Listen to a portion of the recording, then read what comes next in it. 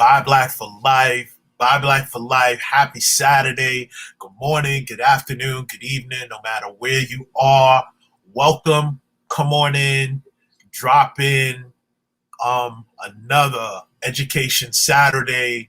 And y'all know how I feel. If you have been a part of this group and you've seen any of our Education Saturdays or even our poetry, right, in last month, y'all already know this brother is dope, and I am so glad and proud to be able to have him here. He represents Brooklyn always, but he's in Charlotte, North Carolina right now. My brother, my man, Coach Ja Smalls. Welcome, Ja. I know you have some amazing things that you have coming up. Actually, let's talk about it while we're on. Also nominated as Charlotte Poet Laureate.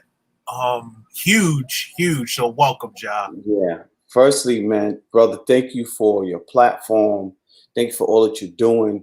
I think it's very, very important that we are reminded every day that our dollars need to circulate in our communities. And the fact that you have Buy Black for Life says that without saying that, you know what I mean? And we need to really, really, all of you that are listening in, I don't care if it's your first time tuning in or your 1 millionth time tuning in, it's very important that we start to remember how vital that is for our existence.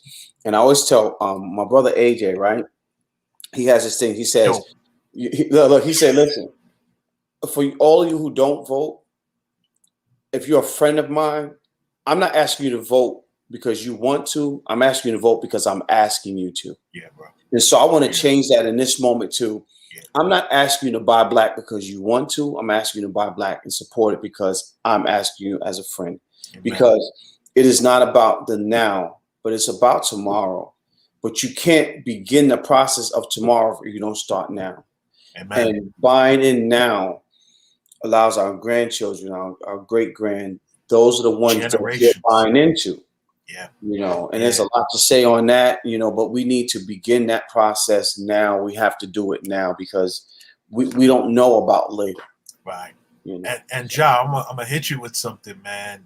Tomorrow's going to be 1 year that we started this. Wow. 1 year. And I think about where we were and what we've evolved into and what's to come. What's to come. Bruh, all I could say is all praises to God, all praises to our group members, all praises to you who have been. This is a spot. This is home, right? Like, I love that you, when I call you and you're like, yo, I got you, whatever you need. And, you know, you already know you got full autonomy. Do what you do, man. So I thank you as we're upcoming on 1 year.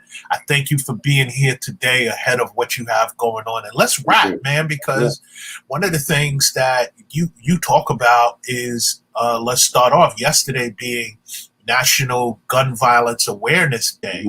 And that's huge, you know, especially all we're seeing that's going on and how it's impacted you yourself, man. So just share with us your thoughts on that, bro. Absolutely. Well, I want to start. Let me say this first because I want people to know that I'm an innocent victim of gun violence, number one. And that's why it's so important for me to speak about some of the things that people don't know about people who have been affected by gun violence. Yeah. And directly, right? And so I know what it's like to have a family member, a close friend, a close buddy who was affected by gun violence, were actually gunned down. Yeah. But it's not many of us who are willing to talk about when we were actually gunned down. I was gunned down. And that makes a big thing for me. Now, I want to say something. Before COVID set in, I was planning to do an event for gun violence awareness in Charlotte. Wow. COVID came in, shut everything down. Well, I made a phone call yesterday to somebody who I will mention later on, right? Okay. Very, very, very strong person here in Charlotte. And he says to me, what are your plans for what you're doing in the future? Let me know. I will help you with whatever permits and things that you need. So I want to state for the first time right here that next year for National Gun Violence Awareness Day, I am planning a balloon release in Charlotte. I would like for Buy Black for Life to I'm there. and I'm there. Here's what I want. I want to set up stations so that you can actually stream live from the event. There. I'm there. And we're listen, bro. With what I have planned, COVID came in. I know it affected you. Yes, sir. I've lost some folks close to me. Actually, one of the ministers, the New York representative for Minister Farrakhan, actually passed. Oh, I didn't know that, sir. Lifting him up, bro. A very good friend of ours. He was like the father that I had known. That's Gotcha. kind of, and so COVID shut down a lot of things, but COVID actually gave birth to a lot of things. Opportunities for us all. A lot of opportunities. If you dug in your bag, if you went and did your work. And I'm saying that to say, had COVID not happened, had it not been released on us, because don't you think that it just popped up? Right. A lot to be said about that, another story, another show. But had it not, we've not been affected by it, this balloon release may not have been prepared for next year. And now I have a whole year to put this together. It's going to be amazing. I already, bro, you don't have to tell me. I know. I already, when you put your name, so to be clear, Buy Black for Life, when this brother puts his name to something, right, it's powerful. It's about community, right? And it's about uplifting our people. And that is one of the things that keeps you and I always vibing with each other. Before we had these platforms, just the things that you would talk about on your social media, the things that we would talk about when we would sit down at work and just be in that break room and just vibing, man. So it's been a vibe from minute one and day one. So I appreciate you, brother. Absolutely. So I'm there, right? I'm gonna put it in the calendar right now. Charlotte, okay, here I come. I'm there. So you were nominated for Charlotte as Poet Laureate. Now, what you're doing this evening, you're sharing about your experience. Talk about that, John. Yeah. And so I'll say the Poet Laureate position in itself, just the nomination. Yeah. Imagine yourself being nominated for president. Yeah.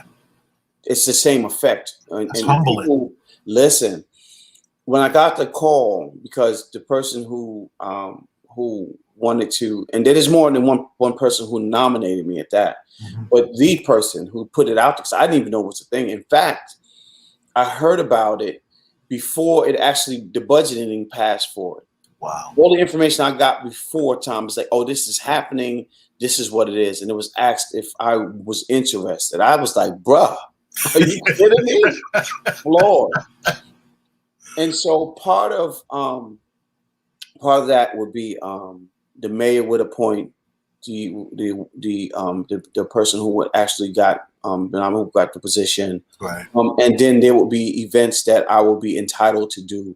Obviously, I'll be in charge of bringing poetry to the community, which I'm doing that anyway. Already. Yes. I've been doing that for years now. And so it's very exciting. And so talking about tonight and incorporating that, putting those two together, marrying those two together, I'm a big advocate for mental health. I want people to understand the importance of your mental stability. I'm not telling people you need to go see a therapist, you need to go see a psychiatrist or psychologist. I'm not telling people to do that. Right. I'm telling you, if you need to, then you should. Come on now. Right? Yes, sir. I'm telling people, especially Black people, you are born in a society that you are carrying on mental instabilities from generations before you were thought of. And so there are things that you are going to have to tackle that you've not even known you've been dealing with. You don't even know it's there. You don't even know it's there. And it has a lot to do with your overall health. Right. This is why we're getting the diabetes and why we're having strokes and all these things early. Yeah. It's because we have taken on things that we have not even acknowledged. Yes. And so our ancestors taught Our ancestors used to weigh the heart of a victim when they passed. Mm-hmm. And because they say your heart takes pictures of every emotional ride your body goes through, your spirit goes through. That's deep.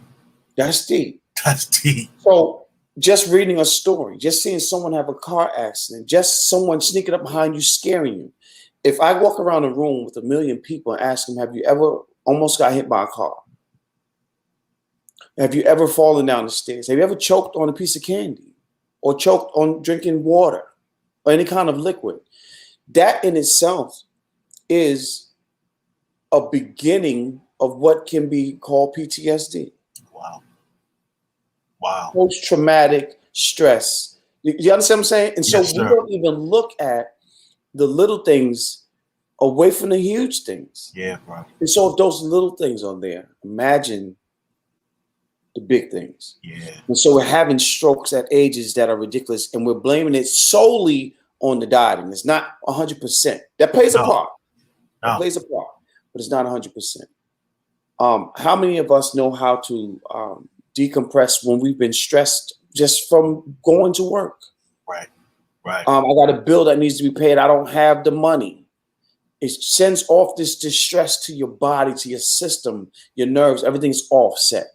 And we get the money and we forgot about the damage before, you know what I'm saying? And so all these things are an issue. And so I said to myself, how do I begin to tell people how serious I am about that? How can I tell you to do something that I haven't done for myself? And there are things that I do that people don't know and that I do for self, but there's a lot of work I still have to do within myself. Right. Part of what I do is I write about my day, about things that I've gone through. My work about something else is labeled, or what I would say is tongued by what I've been through throughout the day. Right. And so I write from emotions about whatever I'm writing about. So if I decide I'm gonna write about this spring water because I don't drink purified water, I'm only writing from whatever position my body is, whatever I'm feeling within myself now. And so I've been working on a documentary, and part of that documentary, the first part of it is what I'm going to show tonight in the beginning of the show before it kicks off. And then I'll go into some of my monologue stuff and some of my poems, and then I'll have a question and answer period as well. And so people get to ask some of the questions that they haven't asked and stuff like that. And so I'm really excited about it. There's a nervousness always when you're performing, but always, yeah, we got to be real, and we're real about that. No matter how many times we've performed, right? How many, bro? Even before doing this, there's always a nervousness for both of us that we do this. And I know you do your content daily. I know leading up, we might get behind it, and it looks easy and smooth. Mm-hmm. There's nervousness behind it, man. So, and I'm going to put the link to your event tonight in the chat, and I just want people to know we've been blessed by Jah that we got 5 slots, right? I'm looking for 5 people that will be available this evening at 8 p.m. Eastern time. In the chat, inbox me, whatever you need to do. Mm-hmm. We got 5 slots that we can bless Jah with our presence, that we can actually give him love, we can give him support, and it might be healing to us. And Jah, I don't know if I've ever shared this to you when you talk about gun violence, right? Years ago, while I was still in Charlotte, and I'll never forget this, bro. I was at work, and my nephew back here in New York sent me, some of the time you get these videos of just like crazy stuff happening. Mm-hmm. So my nephew sent me a video of a guy who got shot in the head and killed on Long Island. Wow. Right? Now, after I watched that video, I'm shaking my head because I don't intake trauma like that. Then my wife calls me and says her cousin got killed at a club on Long Island. And I was like, wait, what? Wow. I forwarded her the video. Jah, why was that my wife's cousin? Wow. And what bothered me, right, more than anything, right, I think it was his 21st birthday. He was just out celebrating, and this dude put a hole in his head and murdered him. right? Ja, what bothered me, because we got the same DNA. Where was your people? Come on. Right? Come Because on. what bothered me is to hear people as they're recording this say, "Who is this? He got a hole in his head. Where are his people?" I'm hearing this, and me being me, where are my people that I'm lying there and I'm dead, basically, on the ground, and nobody knows who I am? Wow. Right? When I tell you the impact, I literally, after that, when I sent it to my wife, that was in the morning. By the end of the day, we had confirmed that was her cousin. It was in the newspapers and everything. Wow. It was in the newspaper. The New York Daily News picked it up, as well as the New York Post. Wow. I flew to New York to make sure my wife was good. She loved her cousin. When I tell you this was a good kid, right? Celebrating his 21st birthday, a club on Long Island. He wasn't in any beef, right? I don't know if it was a case of mistaken identity, whatever it was. He gets murdered on his 21st birthday.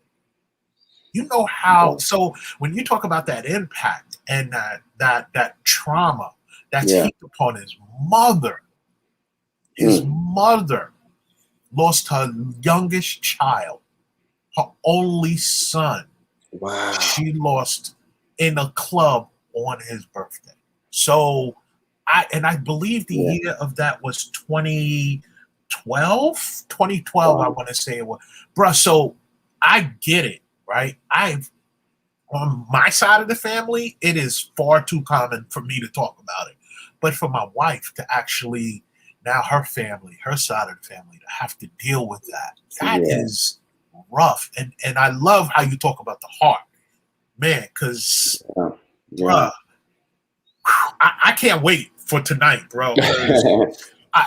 I already know, first of all, the poetry is going to be dope, and it's a doc. So talk about you, like, ready to do this doc and move into something that's amazing, bro. Yeah. So the documentary, it's funny because the documentary initially was, it was basically solely about artists who use the arts as a form of therapy. That's what the initial was about. And that's what I want to do. I work with a lot of poets, different states, different walks of life. And I'm saying, you know, I need to put some of these stories in place in the right perspective. Right. And what I've noticed after being, because I was interviewed by the news plenty of times, and the news reporters take all of this information, then they grab 2 seconds worth of nothing and puts that out, and you look completely like a jackass. Yeah, bro.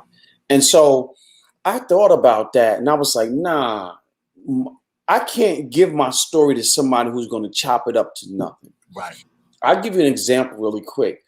When I believe it was Walter Scott got shot and killed in Charlotte with the police, right? Yes. We did a candlelight visual for the brother. The first question they asked me was, did I invite the family out? I said, for what? This is not their time to be out here. This is about us. Right. I said, no, I didn't invite them out to this. Because why am I going to bring them from there to come out here and grieve worse than what they're already grieving? We're here to uplift them. We're here to work for them. Yes. Without me asking them, oh, well, I'm going to do this so that you can do this. No. I'm trying to rally a community behind me. It's on my Facebook. Right. It's on my Facebook. Every year it pops up. And I had a bunch of poets come out. There were so many faces. Here was my issue. I love the friendlies, if you would, those that are not Black that come and support us. Yes. My issue is why they're always here first before we get there. That's my problem. And I'm grateful because had it not been for them, we would not know Harriet Tubman. You know, we would not know she did 800 miles back and forth, each direction without their help. So I'm grateful to them, but I'm so disappointed with us. But what I'm saying is I rallied people up and we came out. I think Braxton, I don't know if this is when he decided to be a councilman, city councilman, but I know that day I stated that there was city councilman seats available. And I know that he became a city councilman after that. Okay. And whether he's doing a great job or not, I'm glad that he's there doing something. He got that seat. He got that seat filled. We know we had somebody on the front line. In fact, Time Magazine, I think it was, had an image of, because they was doing the riots out here, and they had an image of a brother with dreads with his arm up like this. I've seen it. That was Braxton. Ah, gotcha. Little known fact that people don't know is he was standing there in front of, as a barrier between the officer and the people who were protesting. The officer he was standing in front of she was up for Officer of the Year in Charlotte, North Carolina. Wow. And see, people don't know these stories, and that's why we have to keep telling people they don't know these stories. Right. That is such an amazing moment, because they got him as, oh, he's the renegade, he's starting the riot, and he's shielding her from because there's so much tension. They're coming, yeah. Mm-hmm. Yeah. You know, I just want people to understand that when you do the work, you don't realize the work you've done until it's over with. Yeah. Yeah. I didn't step out here and ask to be the front line for any protests. I didn't you just staying in your lane and doing your thing, bro. I already know that. Yeah. And I think that's most important, because I can't play Jerome's position. Right. I can't play Tupac's position. Right. I can't play Stokely. I can't play Fred Hampton. I can't play their position. But you have a position regardless of who you are. I tell people all the time. People say I'm nobody's role model. Unless you're living on a desert island, somebody's watching. Somebody's watching you. Somebody, even I'll never forget Charles Barkley making that statement and him not realizing how wrong he was about that statement, about not being somebody's role model. I'm blessed. I coached young men in basketball and they watch me, right? Yeah. I have nieces and nephews. They watch me. You know what it's like to have conversations with my nieces and nephews, and they remember some of the things. Yeah, Uncle, I remember you in the backyard and you rapping, or you making sure that we did the right things with basketball, or you just wanted to have conversations, not about what everybody else did, but just meeting us where we are. So that's why you were always everybody's favorite uncle. We loved when you were present. Even if you were present to, discipline us, you did it in a way that was loving. So, yeah, bro, we got lanes, right? Right. And in order for us as a race of people to get to a certain point, I know where your lane is. You know what my lane is. I can't come over into your lane, like you said. That's not my lane. Right. But when we take our lanes, and number one, we support each other. Let's talk about that. Number one, right? Number one. Again, I'll say this. I called Ja for something. Ja's like, what do you need? I got you. And Ja knows it's the same way. Yeah. What do you need? I got you. Let's support one another in the work that we do. Number one. Number two, I'm never going to knock another man doing what he's doing because he's doing the work. Like you said, no matter what it is that brother Braxton is doing, he's in that spot. Right? Whether he's doing a good job or not, he's in that spot. We need, bro, these conversations, these things, we need more out there. The world needs to see brothers like us, like supporting each other. Mm-hmm. It's what's going to get us to where we have to go. Because, man, I love my brother Ja. He knows it. He knows and I know he loves me, man. Indeed. Right? Even if me and Ja disagree, Ja's gonna be like, yo, love you, bro. I'm okay with us being in disagreement. Yeah. Next topic. But we only disagree. We only disagree about basketball. And even then, I think we're on one accord. Actually, I do think we're on one accord. I'm not gonna get into that. But yeah, bro, that's about the only thing I could think of, bro. So, man, I'm so proud of you, man. Thanks, I want our people to come out and watch and support. Ja's been somebody that has. Ja, talk about how you were doing your poetry show during COVID and how dope it was that people could still come out in person to see you, bro. I love this story, man. I'm gonna tell you so first of all, when COVID hit, right? I was like, man, this is getting crazy. And I think we got shut down. Well, let me say this first. I was scheduled to be on a panel with what's my man from the Cleveland Cavaliers? I can't Kevin Love. Okay. Kevin Love is a big advocate for mental health. That's dope. Yeah. And he was coming here. They had a panel set up when the day before the Bobcats game, the night before, the day of, and then everybody was going to meet at the game and stuff like that. I was supposed to perform and have a conversation with that panel. Right. That was a Friday. COVID shut us down Wednesday. And so I'm in, oh my gosh, I had a book release set up. Right. I had so much set up and did not know what to do. I was depressed. We had plans, bro. Listen. And so I don't know, my Moody Black, another great poet friend of mine, my brother, I call him my brother all the time. I popped up on his Instagram and he had an Instagram live going. And we started doing Instagram open mics on IG. And I'm talking about people flooding in and out of the IG, coming in, going out, coming in, going out. Next thing you know, they got a little light on letting people come in and out of places. I got a call from my man at the Charlotte Arts League, said, listen, we're doing an event. And I just thought it'd be good to have some poetry at the drive-in. Right. On the dock. And I'm like, man, that sounds pretty dope. Right. We did the event, and he says, wait a minute. After the event, I'm thinking, and I said, don't worry about it. I'm already reading your mind. Yes, let's do it. The drive-in is on a loading dock. This is crazy, bro. We open up to both loading dock doors. We perform off the loading dock, and people are in their cars. Here's the beautiful part about that. So your social distancing is automatic, right? If it's hot, you can close your window, turn your car on, turn your AC up 100%, and we are streaming through the radio in your car right there at the spot. So you could be looking at us and hearing us through the radio right on the spot. Man. Bro, I was like, man, it don't get no better. That's amazing. And I saw something you did a few months ago. So instead of us being in the club doing this, people are honking their horns, was like, it's like shit.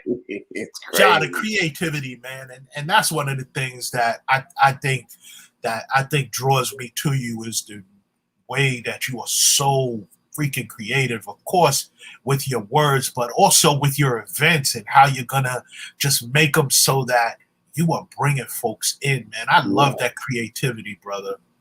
I'm gonna tell you, I appreciate you, bro. But I'm gonna tell you what I do things hoping to inspire somebody else to do something. Yes. And yes. I want people to do. I want you to do what I do. Just don't do it the same night I do it. Don't do it exactly how, you know what I mean? Like that's the only catch with that. Right. How can I do something and expect it to be grand and don't expect somebody to be inspired to do the same thing? It doesn't make sense. Right. In fact, I would like to do the balloon release next year and have it in all 50 states. You understand what I'm saying? Come on, I want other people to do it. And so at 12:05, they got another city setting off, and we're watching it on CNN. And at 12:10, another city's doing it, and we're watching it on CNN. At 12:15, and that's how it should be. Right. Because then we're standing in solidarity for one thing, which means then we can stand in solidarity for the next thing. We've proven that we can do it. We can do it. And then we can start actually voting at 100%. Yes. Can we get 90%? Yes. Because I think at 85%, we would see such a dramatic change and I'm always going into politics now. We will see such a dramatic change in our neighborhoods that we'll get 100%. Yes. You get people that saying, I can't vote, so I'm going to stand at these polls and ask you to vote for me. Right. Because they won't let me vote. So please vote for me. Vote for me. Yeah. And I was having a conversation yesterday. I don't recall all that it was about, but it was having something to do with voting. And all these states, 47 states, are trying to stop us from voting and all these things. And I'm telling people, don't tell me your vote don't count. Research how many people are trying to stop you from voting. And I can't help but talk about it because I know this is what changes things for my daughter upstairs. Yes, sir. Yes, sir. Tulsa was 100 years.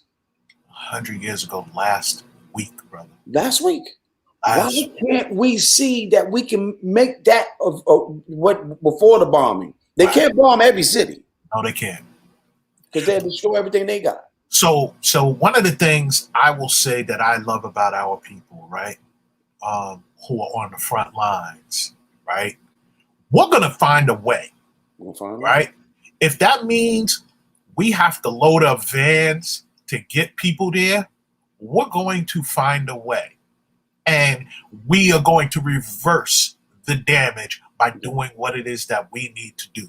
If we need to take people to DMV, especially now as the country is beginning to open and they want actual identifications and things of that sort, if we have the ability to take someone to DMV so they can get what they need to get so they can vote, we'll do it. Black people are the most creative culture, black and brown people, the most creative culture of human beings that walk this planet. That's why they steal from us everything and claim it as their own, because they cannot be it. And I got some love in the chat for you. There's one sister in here. Her name is Deshaun Halsley. Let me tell you, Ja, when you were talking about the heart, I knew she was coming because let me tell you, this sister, right? When I tell her if I'm not feeling well because of post-COVID symptoms, it's a half-hour conversation with her as to what I should be doing. She's dope. And then I got my man from North Carolina, D. Moon. He disagree on basketball. Yeah, him and I disagree on basketball. We do, bro. And he put history covered up what they did in North Carolina in 1898. I know they did. I know. And you know, I talked about what they did here in New York with Central Park, right? They took a land away from people of color, and there's so much more about Wall Street, for example. That was an area, and I know while we both were still here in New York, they had basically buried black people under buildings that they put their financial buildings on. So there's a reckoning. Well, let's pause for that because that is not an accident either. No, sir. Oh, come on now. You and I both know that it's not an accident. They want you to remember who the original stock market is. Yes, sir. Yes, come on now. Preach that. Listen, they were stockbroking slaves long before they knew what a stock market was. Yes. Stock. Yes. Live stock. That's who we were. Look at the wording. That's who we were, brother. Yes. Reckoning is coming. I know it, and we are laying the groundwork. I love what you're doing because, you know, even going back to January 6th, they're trying to change the narrative of that, right? They're trying to, and there's no way anyone conceivably could look at that and see it for anything than what it honestly was. But they're trying. But truth sayers like yourself and I, we're not having that. We are going to pass this down for generations and generations so our people know. And that's why I'm looking forward to tonight because, again, gun violence, bro. New York, man, I know it's and you know, to be honest with you, bro, I want to go back to your original premise about mental health. I believe a lot of it is mental health. I believe, have been shut in with in these young people for as long as they were, with limited resources at that, right?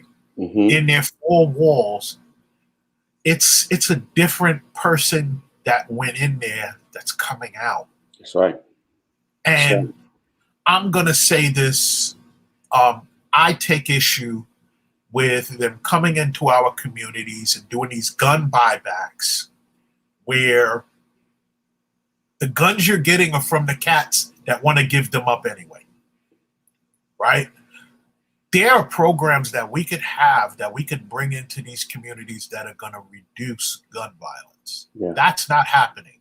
You're giving a cat $200 to turn over his gun. He's not, the cat that wants to keep his gun, he's not going to do that. No. We have to get to the root issue of why he feels he needs that gun, Mm-hmm. and why he feels he needs to use that gun. And if you're also going to take the guns away in the hood, make sure you go into the communities where these mass shootings happen and you take their guns away as well. And if you're not doing that, then don't come in here and do it. That's right. When I tell you, I'm big on that. Don't do it here unless you're doing it there. Yeah, yeah. So go ahead, brother. I'm sorry. Yeah, I want to circle back to the mental health thing to prove that gun violence is a definite mental issue. One of the most famous quotes that they say about Black people is what? The most famous quote? Yeah, that lazy, we're violent, and we look alike. And right? They're one to talk, right? They say they all look the same to me, right? Yes. And so if that's a stereotype, along with the other ones that you just said now, right? Let's think about that for a minute. I'm able to kill myself. I'm able to shoot someone who looks like me. In fact, I promote that it's okay. Wow. My music says. My music, yeah. How easy for you to get into an argument like, man, I'll kill you, nigga. Right. Without hesitation. Without hesitation. What does that say about your mental instability? Yeah. You know what I mean? And it's right there, but it's not speaking our language. No, sir. I also say this when I talk about a lot of my poetry, and I won't spend a lot of time on this, is that I always say that it's two things that's happened during slavery that we don't speak about. Either we was praying to the wrong God, or the big tree in front of the big house was too big, too heavy for our prayers to reach where God was sitting at. We don't have the educational part. And we see God as an external being too much. If every scripture you've ever read, I don't care what religion you are, I don't care if you don't have a religion and you believe in the universal energies, your energy says that energy, that God is within you. So why are you so far reaching out? That's what I'm struggling with now, because I'm trying to make sure when I'm going through these things, understand what the God in me is saying. Yes. Because we don't understand that. Yes. I'm trying to understand that. So when I say a prayer, I know that prayer resonates someplace other than just in my imagination. That's our number one issue. Ooh, that's mental instability. Man, John, I have an issue with the Black church. I don't know if I've ever expressed it to you. I have an issue with the Black church because if there's any organization that is set up to help us with civil rights, with healing our communities, money-wise, because Black people give to the church, it's the church. But I feel like the churches have failed our communities in doing that. I said this years ago, if we want to reduce gang violence, right, let's have a summit at churches throughout the country. Black men opening the doors and bringing these gangsters in, asking them to leave their weapons at the crib, and let's have a talk. Let's have a talk. Because, again, gangs were set up to protect communities. Come on, talk to me. Okay. Talk to me. So I want to have a conversation with y'all about what is it that you need that we can get you out of this thing that we call a gang. And let's be about healing our communities. Let's be about protecting our communities, right? Because again, their structure is in some gangs are freaking amazing. Right? Amazing. They're like military style setups, right?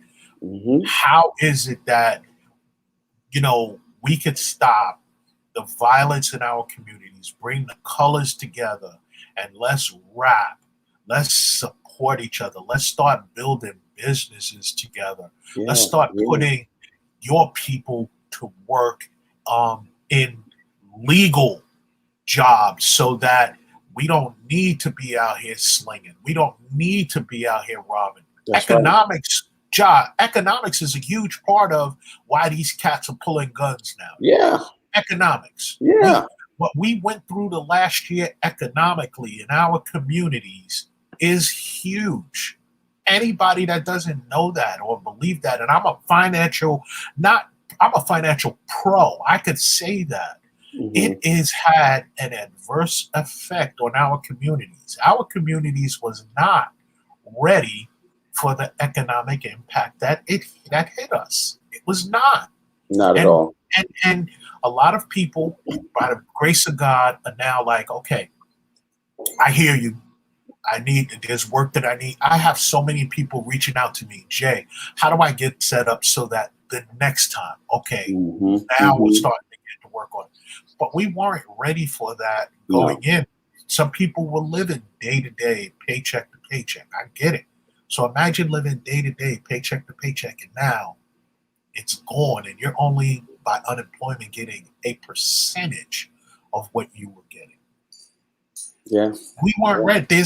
So mental illness is huge, and it has a huge baseline foundation. Economics is huge, and that's something we need to talk about. Yeah, I'm gonna say something, and this is gonna be so funny but so real. Do you realize one of the number one things Black people eat? I'm talking about Black people because I'm talking about in our community, is French fries. You can sling potatoes like you sling crack and get paid. You understand what I'm saying? Yes, bro. Listen, potatoes is one of the easiest things to grow from my understanding. Yes. You can sell potatoes like crack rock. Yes. Yes. And get paid. Yes. Another thing that I want to say, I've been watching the Godfather of Harlem. I love the movie. I really dislike the way they portrayed Malcolm and Bumpy Johnson. I agree. I really don't, but it's really a good, I love to watch it. Yes. But people who are not, their intellect is not on the level, are going to hate anybody who's in the Nation of Islam. And that's horrible. Because Malcolm never hated anybody in the Nation of Islam, if you know Malcolm. But that's a whole nother story. That's a whole different thing, bro. But what I did realize, they said one thing that resonated with me, and I've been saying it since, because I watch it on my Fire Stick all the time. Gotcha. Malcolm and Bumpy Johnson's daughter had a conversation, and she said, Malcolm, didn't you say that when the gangster becomes political, that it's going to turn white folks on their heels? Something to that effect. And I thought about that.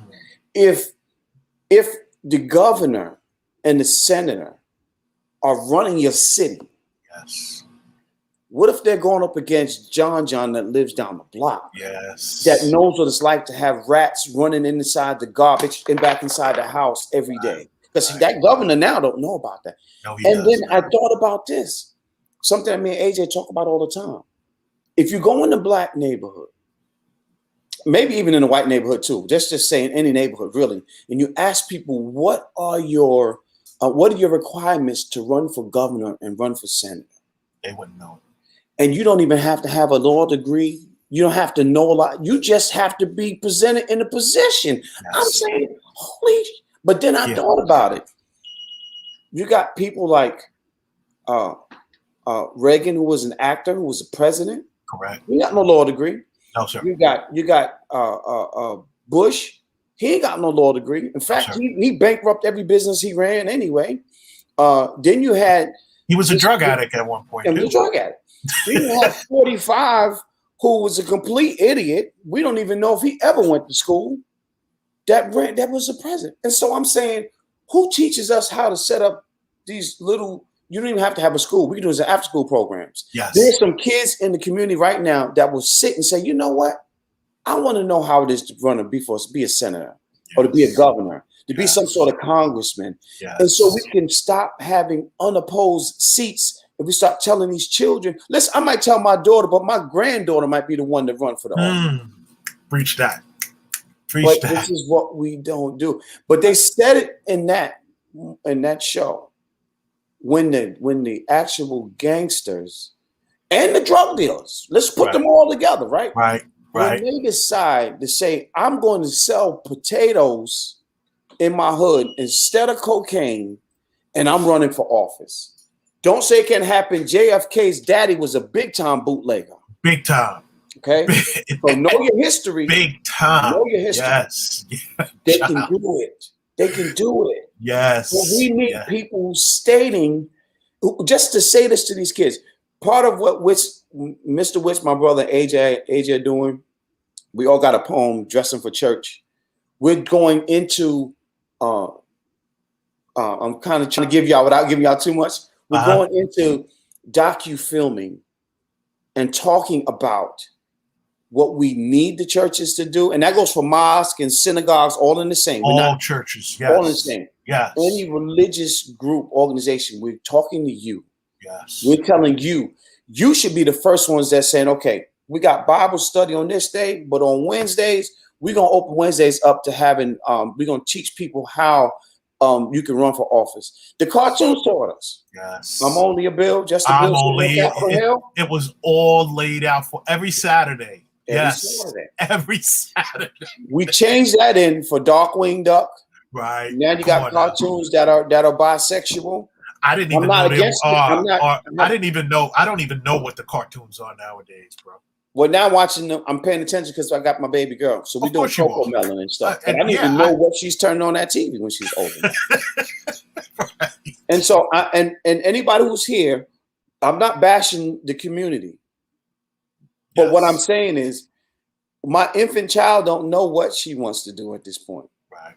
And when she's 2 and 3, I want her to make her own decision and not be programmed to make a decision that's not worthy of you know what I mean? That's not what she's into. Yeah. And so I have amazing friends who are in that community that's doing some amazing work. So you can go ahead and try to say I'm bashing if you want to, because I bring a million of them to the stage to tell you what it is. But bruh, I already know you're not. Come on, we can no longer allow outside influence to take care of what we're doing inside. Yes, sir. COVID proved to us that we are all we have. Yes. Because nobody was here. It proved to us again, we made it through slavery. We made it through COVID. We don't know what's coming next, but something is coming, and we make it through without preparation. If we're not God's chosen people, we're missing something. And it's coming.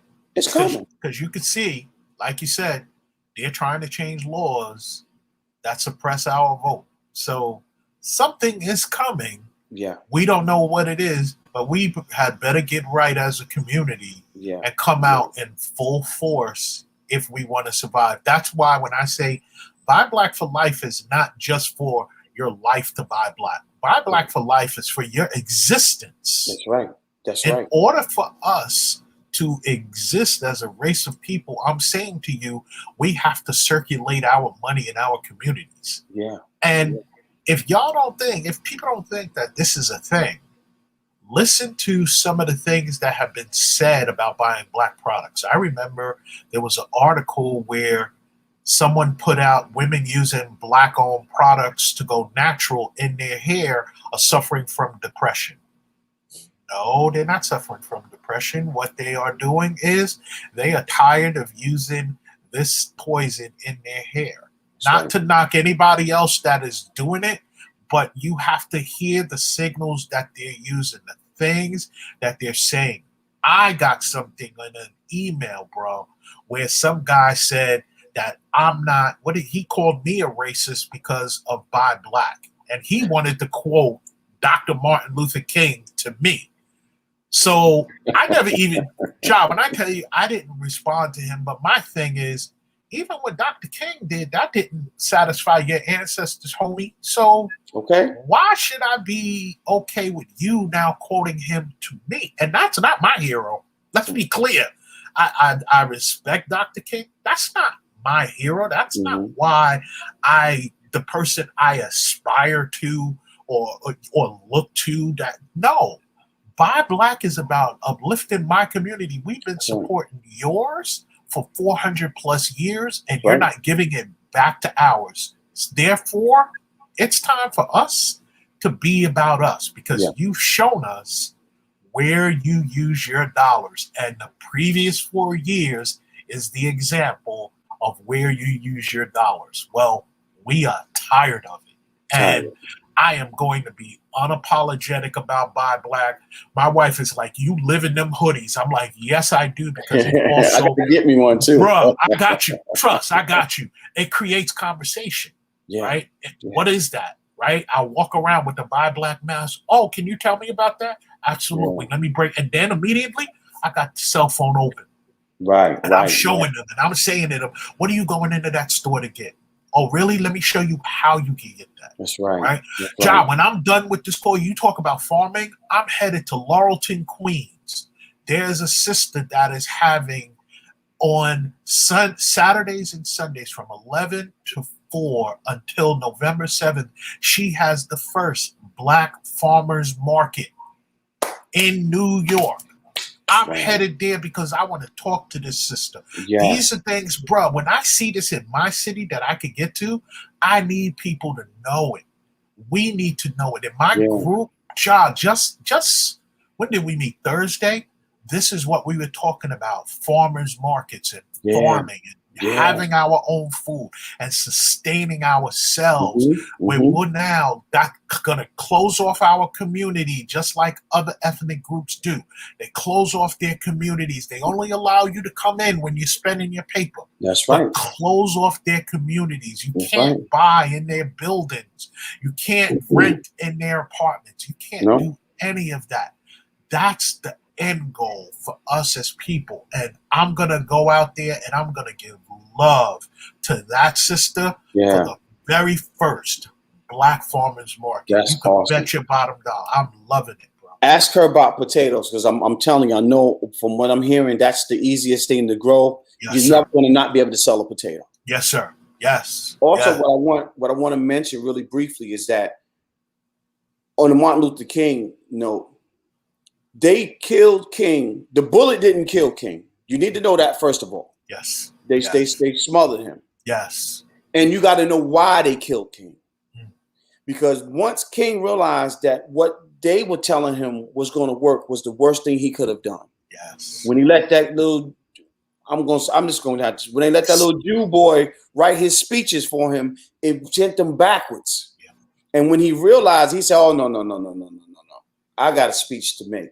Right. And they didn't want that speech. Yeah. That's what because they didn't want to celebrate King when he was Malcolm X. No. He was Malcolm X in Christianity. Yes, he was. And none of us, we don't know that. Yeah.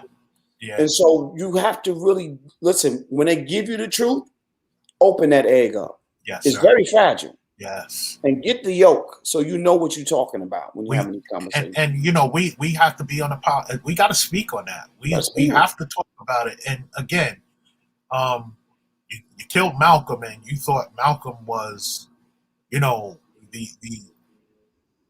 the absolute worst. Then you kill Martin Luther, and he was telling us nonviolent, don't retaliate. So I'm confused here by what is it you want from us? Yeah. And the message is clear, as we saw with Kaepernick, right? We want y'all to not say anything, just to take it. And also, if you don't like it, go back to your country. My response to that is always, you was my ride over here. That's and right. Since my ancestors built this. I need you to go back to where you came from, because I'm not going nowhere until my people get ours. Yeah. End of discussion. Ja, we're winding down. We got 5 minutes left. I want you, unapologetic, and tell our people why they should come out tonight. And I have the link in the chat, family.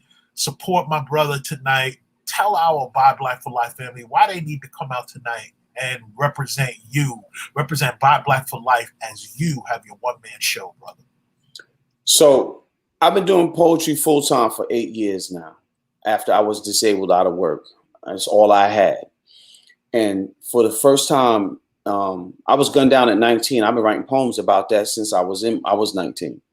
And for the first time, I'm going to not only show some documentary footage, but also go into some conversations that are going to be heavy conversations about living with the end result of gun violence, right?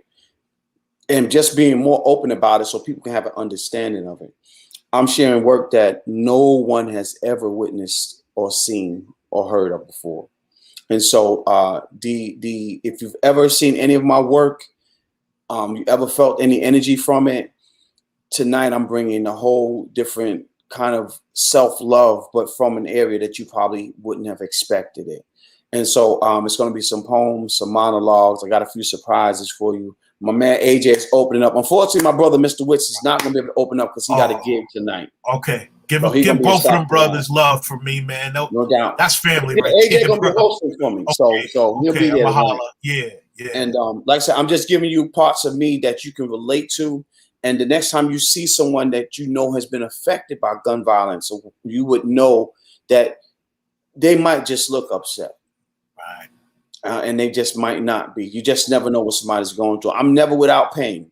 I was about to say that, bro. It's every day since you were 19. Every day since I was 19. I'm 49.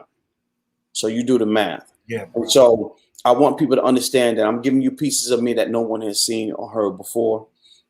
It's going to be great. I'm gonna have a question and answer period afterwards and stuff like that, man. And I appreciate y'all. Support Buy Black for Life. Listen, this is all we have. If you've not figured that out yet, hear me clearly. This is all we have. When you step outside, it's your neighbor. Yes. If you don't know your neighbor, go meet them. Yes. Wave at them. You know, I know in New York, we don't always wave at everybody. Do that. Stop that. Yeah. I speak to everybody, man. I do too. I guess being down there for 14 years, you know, because John, the first time I drove through a community being hard New York and somebody waved at me, I was like, all right, babe, lock the door because I might have to do something. She's like, what? I'm like, they waving at me. I don't know if they got something laying for me in the cut, but it's a different vibe, right? Yeah. It's love. So I come back here and I'm still walking with my head up and I'm head nodding to brothers. Good afternoon, good evening, always, bro. So I thank you, D Moon, if you're interested, man. I know how deep of a thinking brother you are. You would really like, you know, to be able to listen to this. Hit me up, bro, so I could, you know, get you in there, bro. I look forward to tonight. I'm excited. I'm gonna be sitting there with my Gatorade. I'm gonna be watching you. I'm gonna be taking notes, man, because you are teaching, you are laying groundwork, you are schooling, and you're blessing us with your gifts, man. And I love you for that.